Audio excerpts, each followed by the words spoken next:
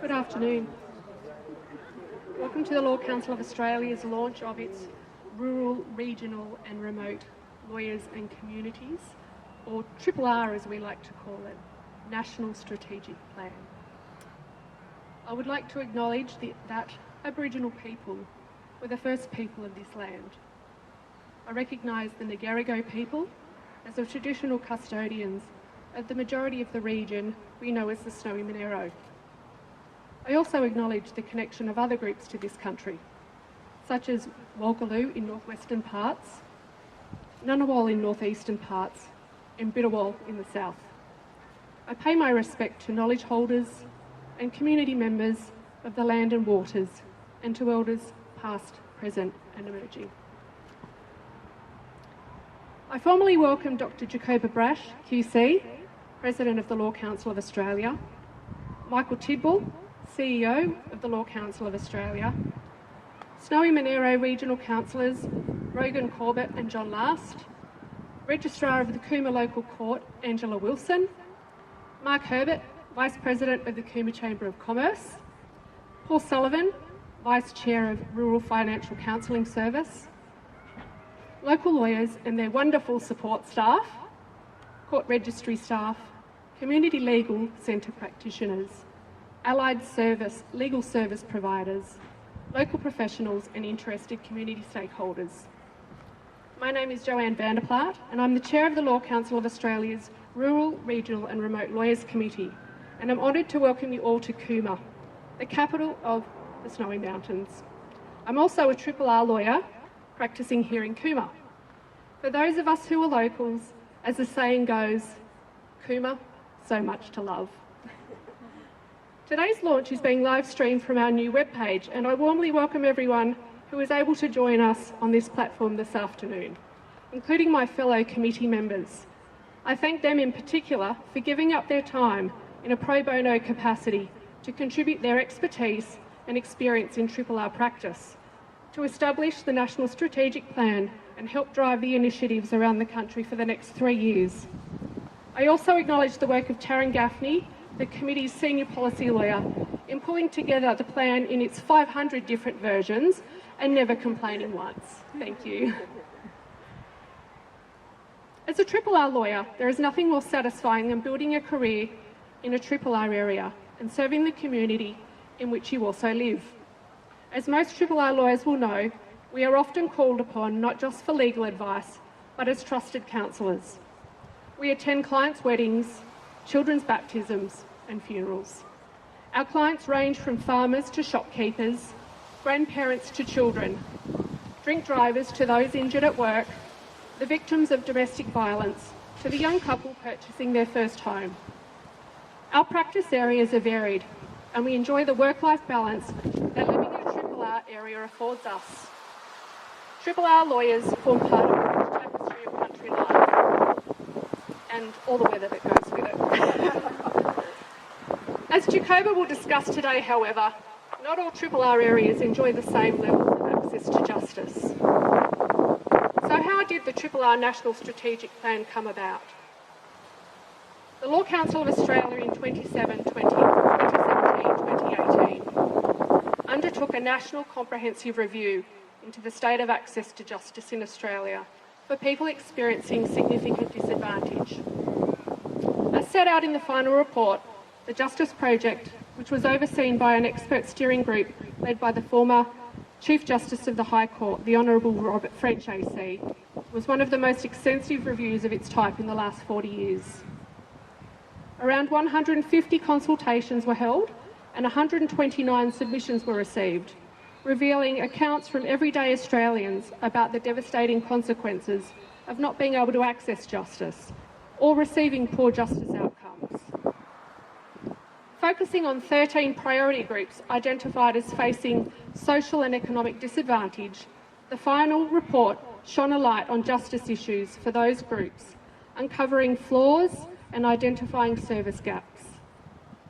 Looking at the justice system from the people's point of view, the Justice Project focused on justice barriers facing those with significant social and economic disadvantage, as well as identifying what is working to reduce those barriers.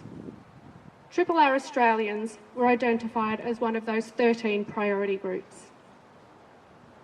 It is within this context that the RRR Lawyers Committee was reconstituted in 2020 to cement a terms of reference which centred on two themes.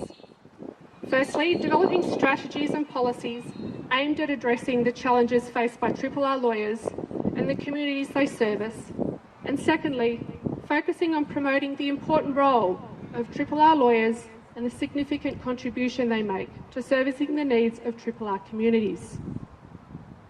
As a nation, each state and territory has their unique set of issues and circumstances. For example, only 5.2% of Western Australian solicitors practice in RRR areas, while in South Australia it's 7.1%. At the time of the release of the final report, 19 local government areas in New South Wales were without any practising solicitor at all. Some regions are therefore critically underserviced. One public legal assistance service in Western Australia covers a geographical area more than twice the size of the United Kingdom, with a single solicitor. Meanwhile, as private practitioner services decline in RRR areas, the availability of legal aid and pro bono assistance also declines.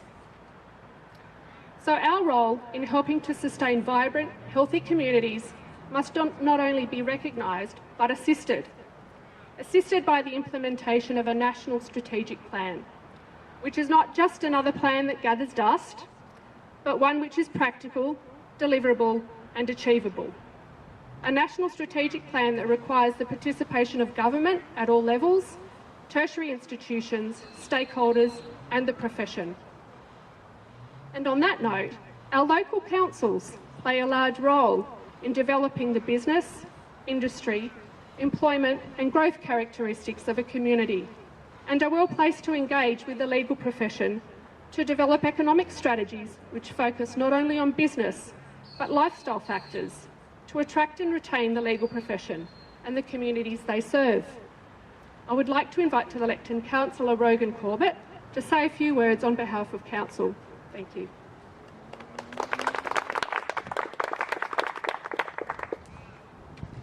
Thanks very much, Jo. Welcome everybody. Thank you very much for inviting me here today. It's our pleasure to welcome you to Snowy Monaro region this week. On behalf of the Snowy Monaro Regional Council, I'm a councillor, Rogan Corbett, a resident of Cooma, where we meet here today. The strength of our local economy depends on various factors, many of which have been impacted by the ongoing drought, bushfires and COVID-19. With tourism and agriculture as the key economic drivers of our region, this cumulative impact on these events has been profound. Never has it been so important to support our region in not only returning to normal business levels, but to build on our success and become a strong local economy. A strong economy is built on the foundation of community, and that means residents who want to come here to work and to live. We have enormous pressure on our housing stock at this point, while at the same time there are businesses who can't find enough staff to fill vacant roles. There are many barriers that determine who lives and who thrives in regional communities, including transport, costs, distance and poor connectivity. However, we offer an entirely unique lifestyle and wonderful opportunities for those who want to come and join us. Council liaises with chambers and business community regularly through our economic development team. We are heavily involved in all areas of the community, calling on subject matter experts across our organisation and externally as needed. An area that our organisation lacks is legal, and we must rely on external services to assist us in critical space. We have only 9 legal practices in our region who must service a land area more than 15,000 square kilometres and a population of around 20,000. Our communities rely on professional services being attracted to rural regional areas. This includes professions such as the law. Whether we be a private practitioner, community legal centres or complementary services, our rural and regional communities have unmet needs, in the legal space across family, criminal and business law, as well as the local court level. It's important for our new professional residents to feel supported to stay in our towns and rural areas, to create homes and enjoy a unique lifestyle our region offers, whilst also having access to the services and amenities they have come to expect. In this way, Council plays an important role, both in attracting businesses to the area, while also ensuring the necessary infrastructure is in place so that people can stay and build successful businesses, careers and lives in the Snowy Monaro. There are projects in our region including Snowy 2.0 and the State Government Special Activation Precinct in Jindabyne that will contribute to the significant increases in population and visitation. This is also likely to be foreshadowed by community concerns about what the future holds and how their lifestyle will be impacted.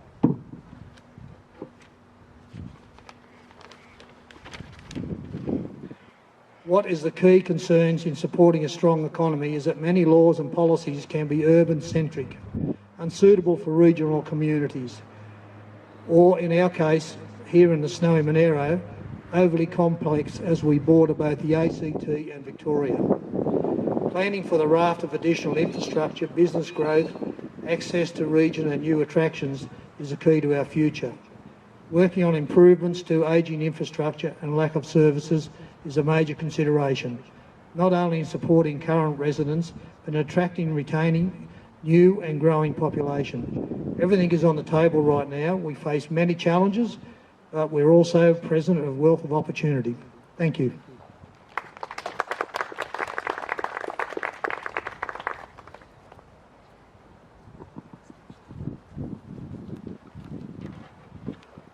Thanks, Rogan. Thank you very much. It now gives me great pleasure to introduce our keynote speaker for today, the Law Council of Australia President for 2021, Dr. Jacoba Brash QC. Dr. Brash joined the Law Council of Australia as Director from the Bar Association of Queensland in September 2017. In 2018, Dr. Brash was elected by directors to the Executive and then to Treasurer in 2019. Until her election as President-elect in late 2019, Jacoba was also the inaugural Chair of the Law Council's Domestic and Family Violence Task Force, a member of the Family Law Section Executive and inaugural Chair of the Australia Bar Association's Access to Justice Committee and inaugural Chair of its Family Law Committee. In a break from her more usual areas of practice, Dr. Brash is the Chair of the Queensland Rugby League ASADA Anti-Doping Tribunal. Admitted to the Bar in 2000, Dr. Brash's practice centres on family law, child protection, mental health law and family violence. She has appeared in various states and territories of Australia and often appears in the full court of the Family Court. Jacoba has also appeared in the High Court of Australia with matters including customs and excise, family law and the Hague Convention, child abduction. Prior to coming to the Bar, Dr. Brash completed a Masters of Law at New York University as a Fulbright Scholar and New York University Graduate Merit Scholar. In 2010, Dr. Brash graduated with a PhD from the University of New South Wales, where her doctoral thesis concerned what constitutes a fair, independent and impartial trial. Welcome, Dr. Brash. I'm going to turn this around slightly so I can see you all, because that's fallen down now. The people, hello on camera, but I'll turn it around so I can see you all a bit better. When we have afternoon tea, please call me Jacoba. Thank you very much for the Dr. Brash, but Jacoba will do fine. And with reference to the Rugby League Tribunal that I sit on, can I say in the heart of New South Wales, go Queensland. I too acknowledge the people of this land, not only this land, Brisbane where I came from this morning, Canberra where we were in our travels down today, the traditional people of all of those lands, and acknowledge the leaders past, present and emerging. Also all of the dignitaries. I'm going to do the lawyer's trick. I repeat and rely upon all that Joanna has said before. Thank you for coming today. Good afternoon. There's a fair few of us from the Law Council here today.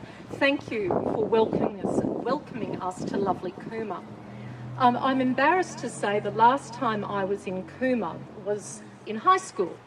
on a bus trip that went from Brisbane to, yes, you all know where we were going, Thredbo. And we stopped along the way here, and indeed we stopped along a number of towns along the way. Being a little older and wiser, I think the point of the regular stops was not so much for us, but for the poor teachers who were stuck in a bus with 30 cranky, tired teenage girls. And, you know, what could possibly go wrong? So I have spent some time here, but a little while ago. Before I talk about the importance of the RRR strategy, I'd like to thank some people that have worked really hard to bring this together. First of all, of course, Joanne, Chair of our RRR committee, a fabulous job. And her committee, hello to all of you online, is very much part of the reason I was keen to actually come and launch this here in a regional setting, and particularly with Joanne to acknowledge the work and her committee have put in to organising not only this event, but the strategy itself. The committee's expertise and experience in RRR practice and their stakeholder network have played a critical role in developing the plan into one that, as Joanne said, is not just lots of words, it's not aspirational, but it's actually achievable. Could I thank Emma Smith and BMR lawyers too, who assisted in the event preparation planning, Registrar Wilson, what a beautiful venue, just absolutely stunning, thank you. The Country Women's Association, who prepared the refreshments, the Cooma Car Club for the crockery, and the Country University Centre for this lectern. Thank you all. I'm delighted to be launching the Law Council's RRR strategic plan for 21 to 23. It's part of our reinvigorated commitment to RRR lawyers, but it's not just the lawyers, it's, as we heard from the councillor, it's the communities that lawyers serve and the communities who need access to lawyers. The plan represents a determination, a renewed determination on our behalf, on the behalf of the law societies and the bar associations that we represent, RRR, the RRR Expert Committee, the President last year herself, a regional lawyer, Pauline Wright, and myself to update our policy initiatives for RRR lawyers and the communities they serve. I must be upfront though and declare, yes, I'm a city girl. I am, but my mum and dad met in Mount Isa. You really don't get far more remote than that. In fact, there's a Freddo Frog. If my mother came from Duchess, and if you know where that is, that makes Mount Isa look like the Big Smoke. My dad was doing his country service, and my mum was working as a dental assistant. She was from a mining family. My grandfather mined, and this is, of course, long before the day of FIFO mining, so there aren't too many places, rural, remote Queensland, that she didn't live. And yes, whilst I've lived a lot of my life in a capital city, and probably the ultimate city for a couple of years, New York, I had the great privilege many years ago of working for an Attorney General of Queensland. He was determined to visit the almost 80 courts that existed through Queensland at the time. He managed to achieve that, and I had the great privilege of going with him, of travelling. He wanted to talk to the community, talk to the lawyers, talk to the magistrates, and where there were judges, talk to the judges. And over the years of perhaps that baseline of engaging in RRR areas, I've also witnessed, and not telling you anything you don't know, the devastation that progress can make.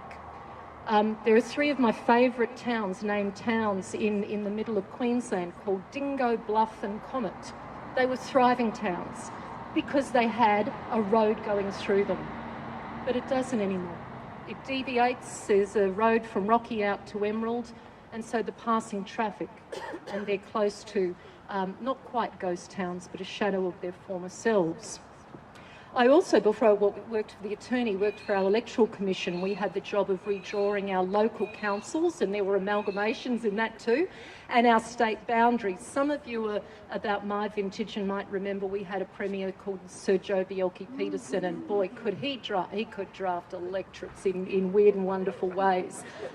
Amazing how they always benefited him and his party, but anyway, but got to trawl around, you know, and I'd as a city girl looked at a map and go, well, why is there, you know, Jericho and Alfred, two lovely other names, Ilfracombe and Isisford, so close to each other?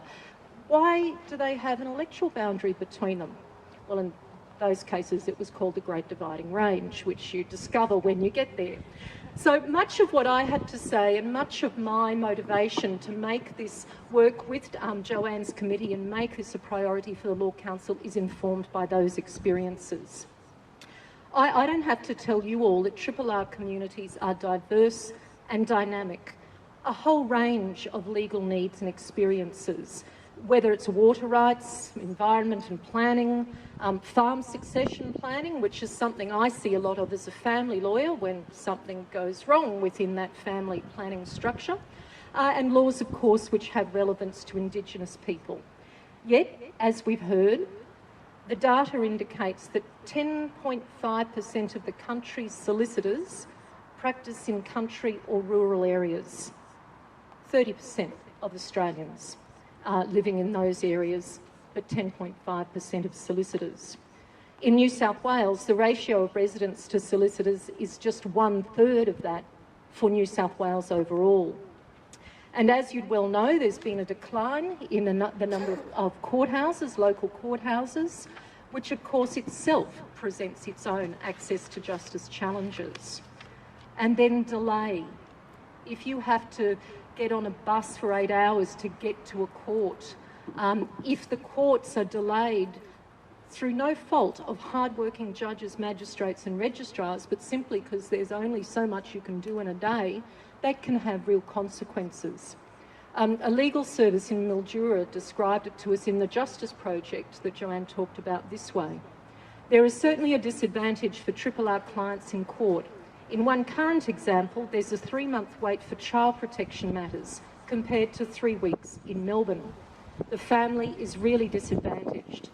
The mother in this case is lost already because by the time she gets to court, there will be a new status quo set, and that's with the baby in someone else's care. It's 7 hours on a bus to Melbourne.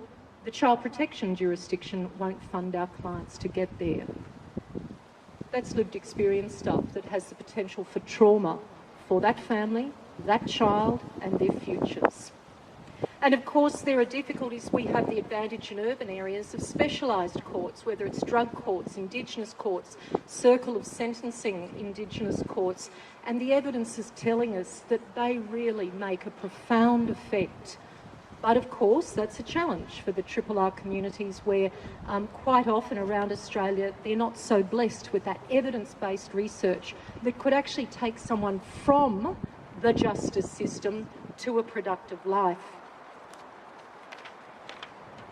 It may mean, of course, and you would know this better than I, that people in difficulties who could most benefit from these specialist interventions or quick dispute resolution are missing out. Then, as a separate challenge, many RRR communities are vulnerable, of course, to natural disaster. We had a terrific bus driver who drove us down. He told us a lot of stories, but it was very chilling to see how close the burnt trees were and the road break that was the highway. Seeing it on television is one thing, as of course I did, but to drive through and see the new bush and see where the fires and how close they've been is really something else. We're also in another kind of natural disaster, COVID-19.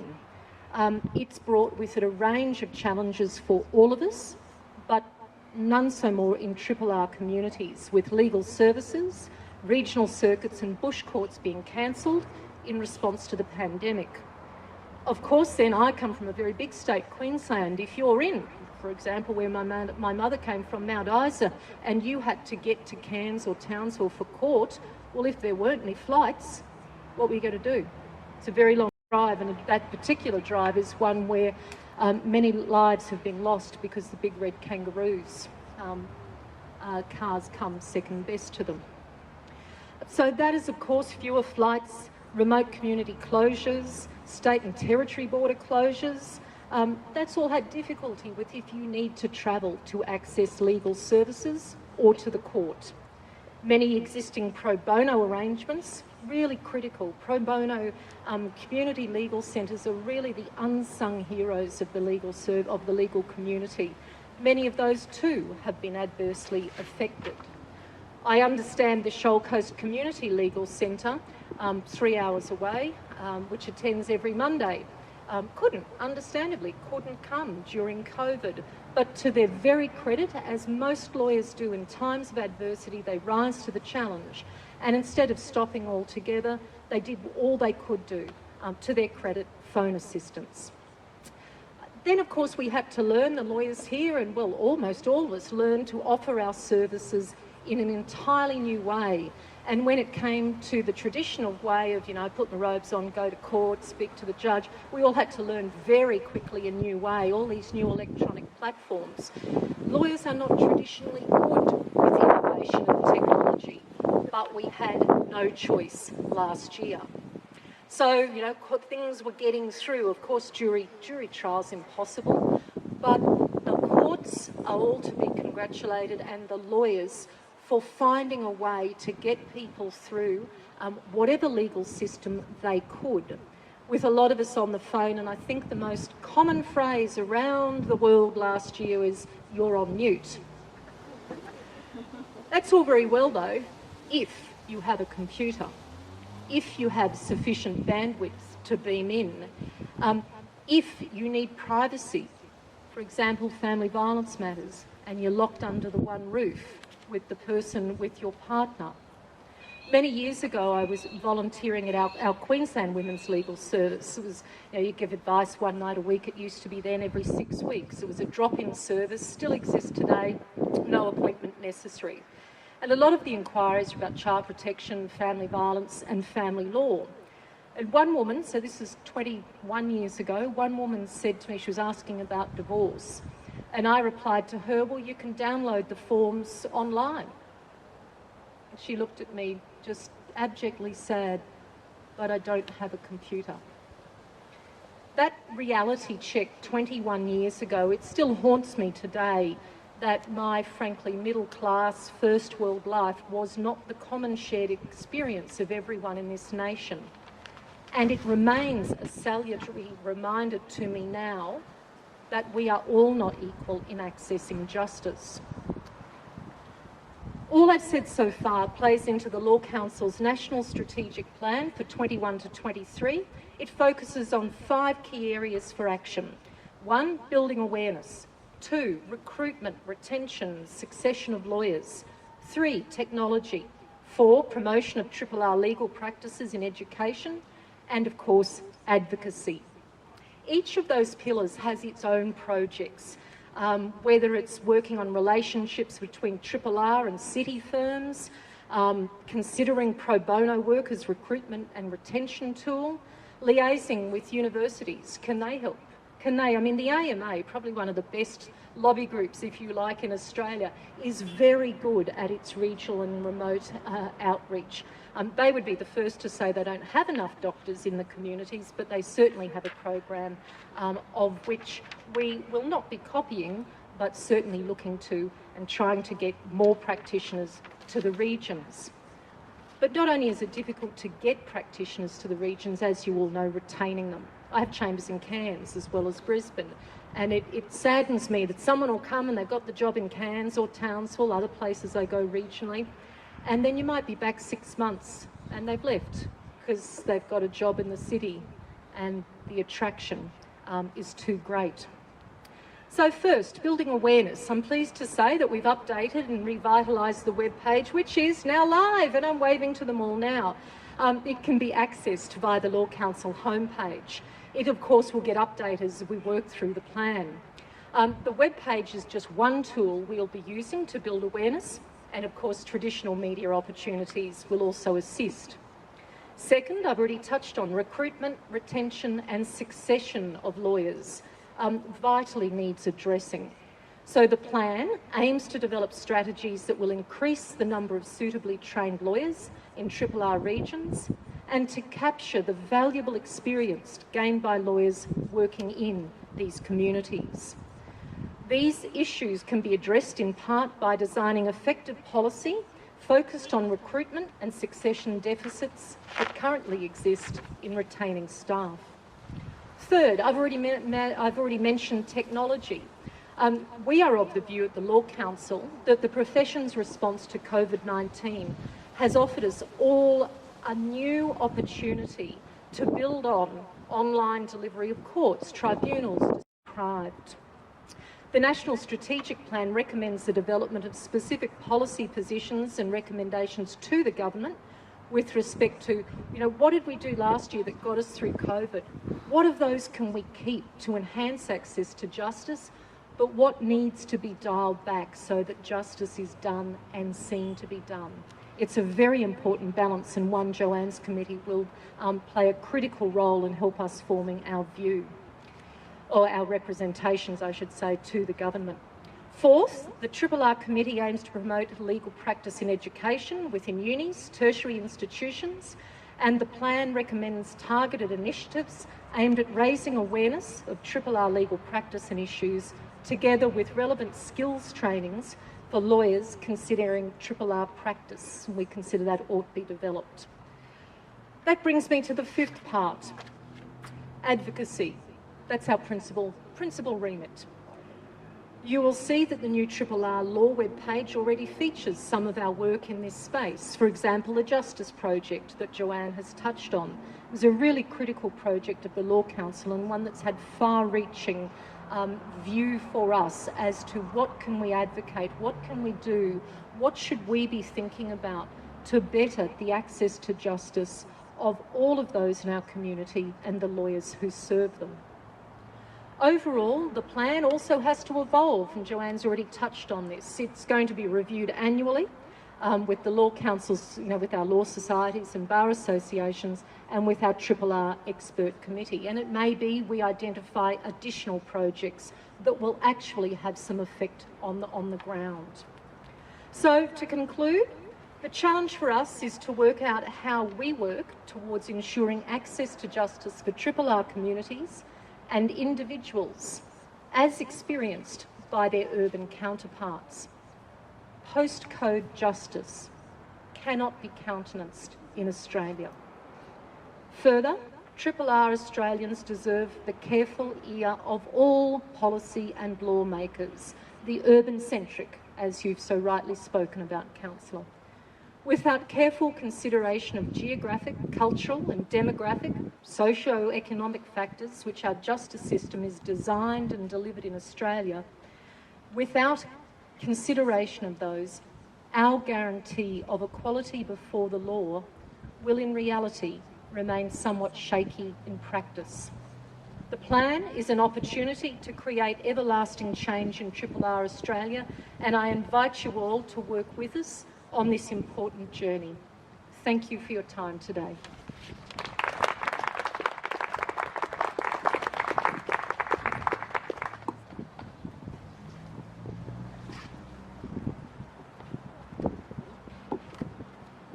I'm very excited after that.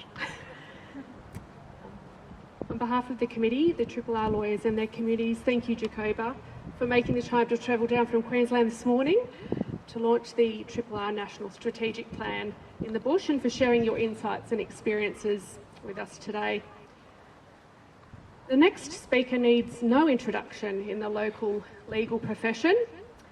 When I called Chris Wall last week and asked him very politely would he mind thanking Jacoba for her attendance and saying a few words about the benefits and challenges of working in Cooma as a RRR lawyer, I think he said, "Why me?" And I'm racking my brain. I don't think I said, "Why not you?" But I can't recall. But his response indicates his demeanour, humble but hardworking. I didn't call upon the New South Wales Law Society to provide me with details of when exactly Chris started in practice, but I do recall doing work experience at Walker Gibbs and King in 1988 with Chris. Don't do the maths, I did, it was 33 years ago. Who's counting? There is something about Cooma and RRR life, I think, that agrees with Chris, who continues to practice at Walker Gibbs and King, and I invite Chris to say a few words. Thank you.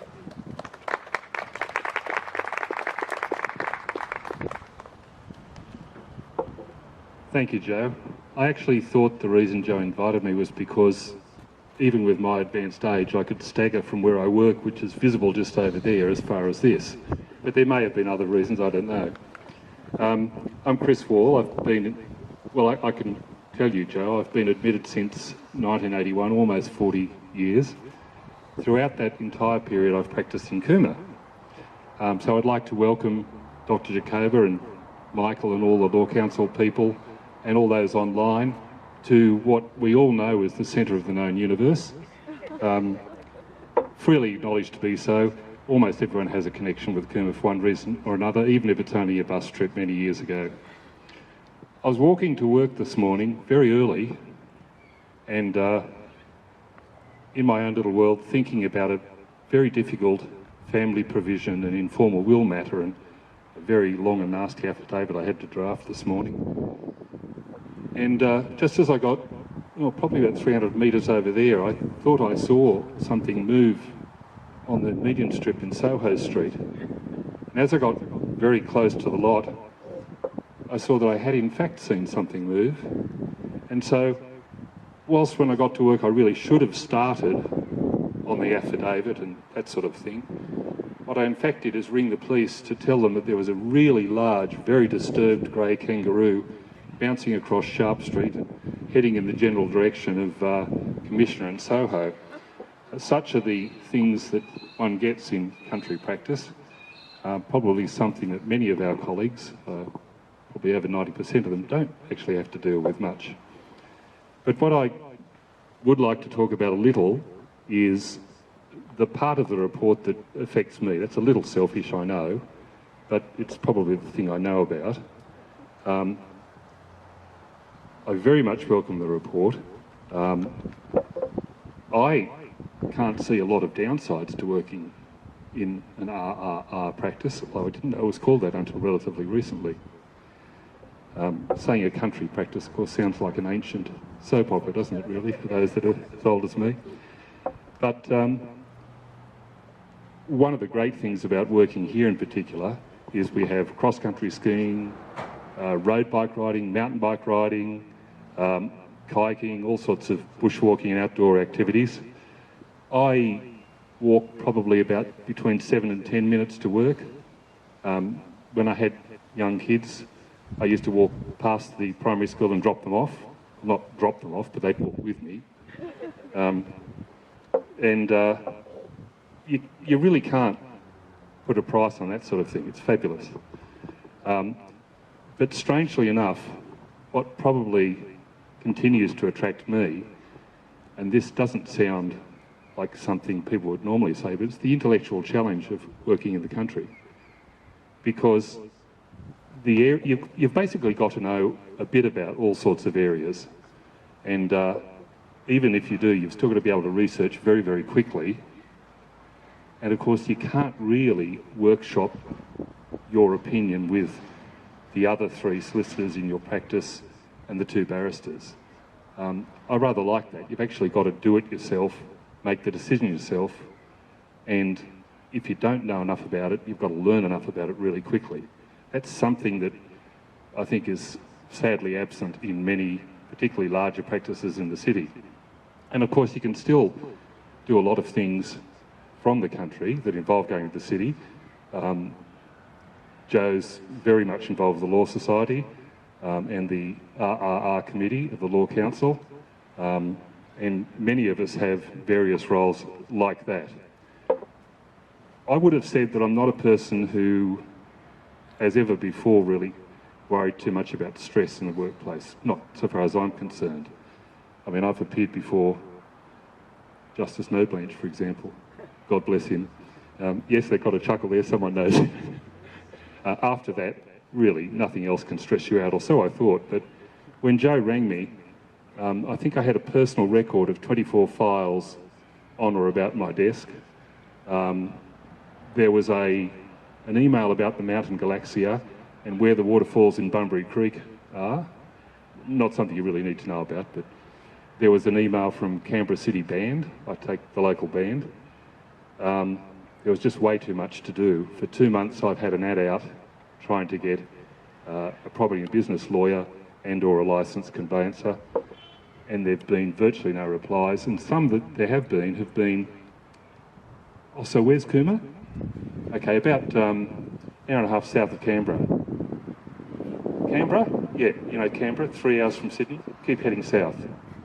Oh, it's not a suburb of Sydney. No, it's not. Thank you. And down goes the phone. So in terms of the difficulties of attracting people to the country, I'm only too well aware of it at the moment.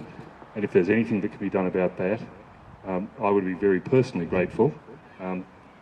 But much more importantly, I think, there's a lot that can be done for the people of the bush, because that's really the object of the exercise, is to serve people with medicine, with law and with various other professional services adequately in rural and remote areas. It's not an easy task, and how we do it is something that exercises all sorts of minds, including, as you've said, the AMA, Dr. Jacoba. But we really need to work on that, more for the people of the bush than the lawyers of the bush, but it wouldn't hurt me either. I'd like to thank Dr. Jacoba and Michael and all the Law Council people and Joe and the RRR committee for all their work. I'm personally grateful for the report and the follow-up that I hope will be coming. And I'm sure everyone who's lived in the country and has had problems getting access to professional services will also be very grateful. So thank you very much, all of you.